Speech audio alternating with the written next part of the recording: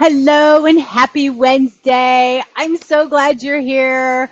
Welcome to my outdoor patio again. Yeah, it's a party on the patio. If you've been tuning in, you might know that I had a fire here at my house. And so my outdoor patio has been my office temporarily while I'm here to be able to take care of all the vendors that are doing all the fire recovery.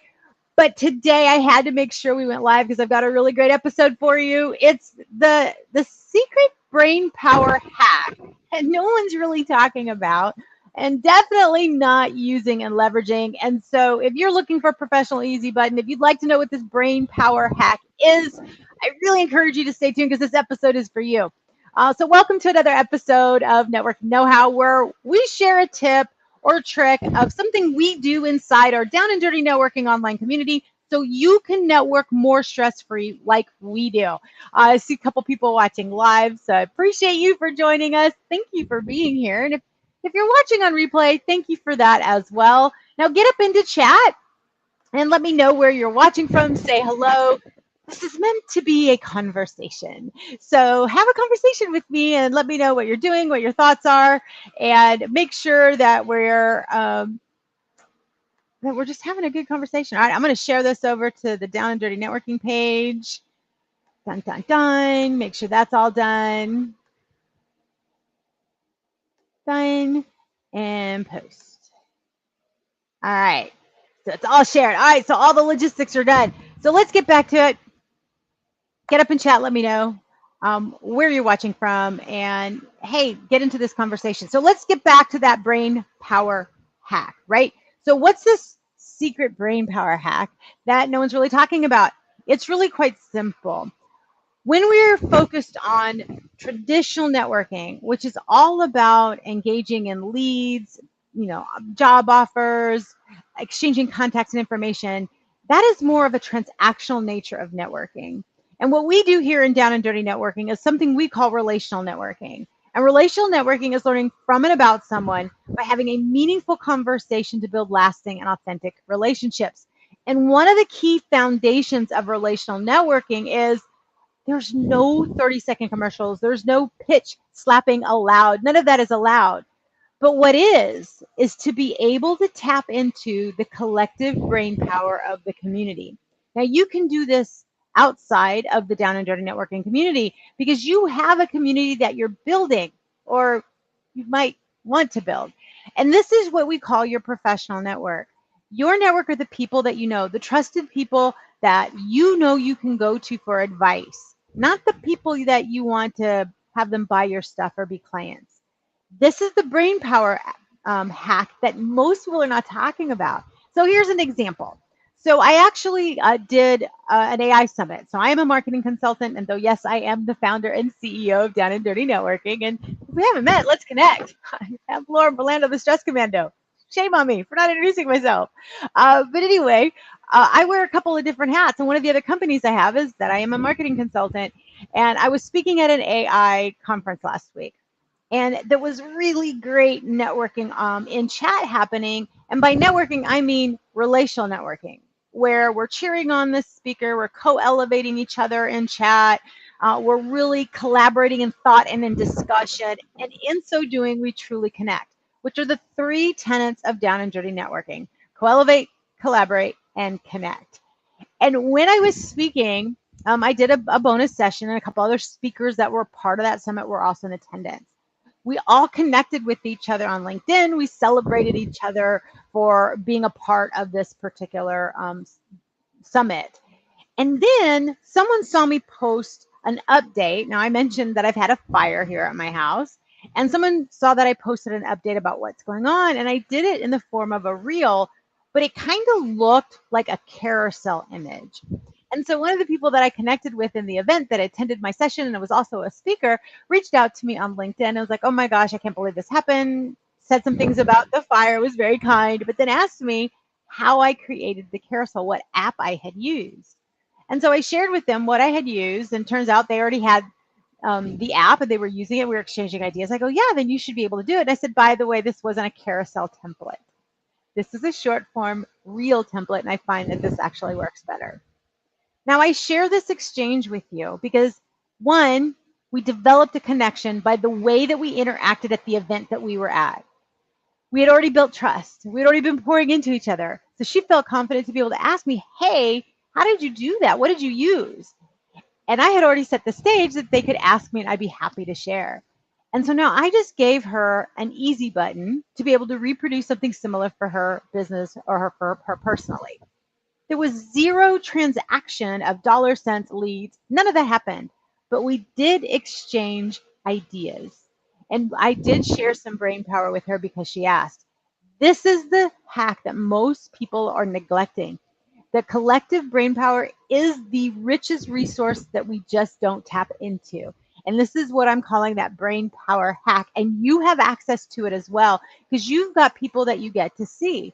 Now, when she reached out to me to talk to me about the fire, it was nice to be thought of. Hey, you saw my content. That's awesome. How many times have you posted content and you thought, oh my gosh, crickets are chirping?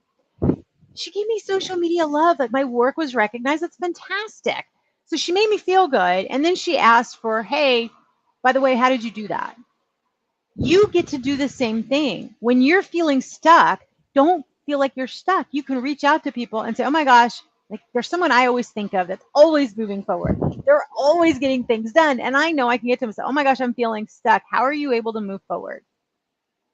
And they'll ask me a couple questions and poof, I'm unstuck. The reverse is also true. I've got a couple people that will reach out to me and they'll ask me specific questions like what I just shared about how I did something. What AI app was I using to create this reel and this content? You have this ability. What if you are a corporate professional, you're in a work office setting, and what if you're having a challenge at work that you do not know how to overcome? You have limited options to reach out to people in-house because you could fear retaliation. But you have unlimited resources outside of your company in your professional network. You might be able to reach out to someone like me or someone else who's worked in a corporate space that might be able to give some guidance free of retaliation. I don't work with you at that company. So I can give you my honest opinion. Hey, this is how I would handle this situation. Here's some things that you might want to consider and some questions you might want to answer. We all have these go-to people, but for some reason, we put ourselves on the island of alone. We think we have to handle it all by ourselves. We think we have to figure it out all by ourselves. And we think that we're the only ones that can get us out of it. Now, I am all for not being defeated. And I usually say that about technology. I will not let technology defeat me. I will find a way.